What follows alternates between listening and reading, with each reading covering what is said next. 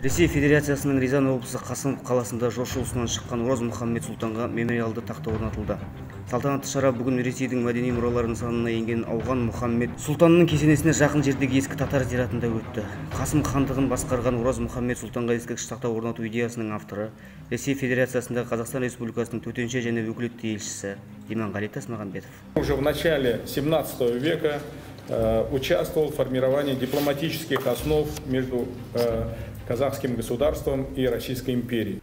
2019 жылдың қазанында Қазақстан жұртшылығы Ораз Мұхаммед Сұлтанның туғанына 447 жыл толуын атап өткен болатын.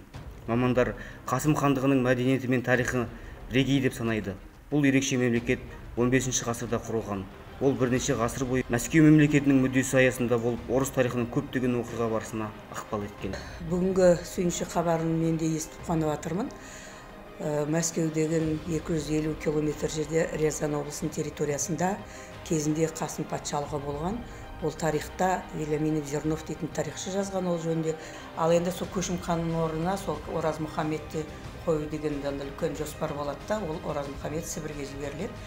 Сібірде Сейтекпен екеуі кетіп бара жатқанда жолда ол Данилов деген орыстың воеводасы Сібірдің Тобыльскі қаласын салған кезінде соған бара жатқан жолда бұл қолға түседі тұтқынға тарихта.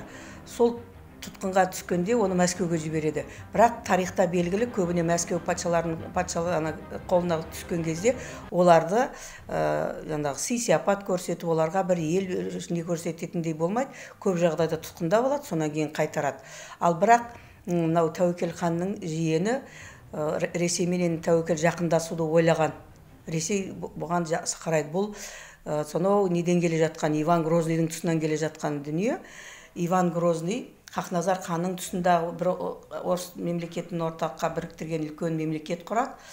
Содан бастап қазақ даласына Строгановтар келеді, Сібірде сауда-саттық жасайды. Солардың сауда-саттығын тонап алмас үшін келіссөздер жүргізіп жатады ғой.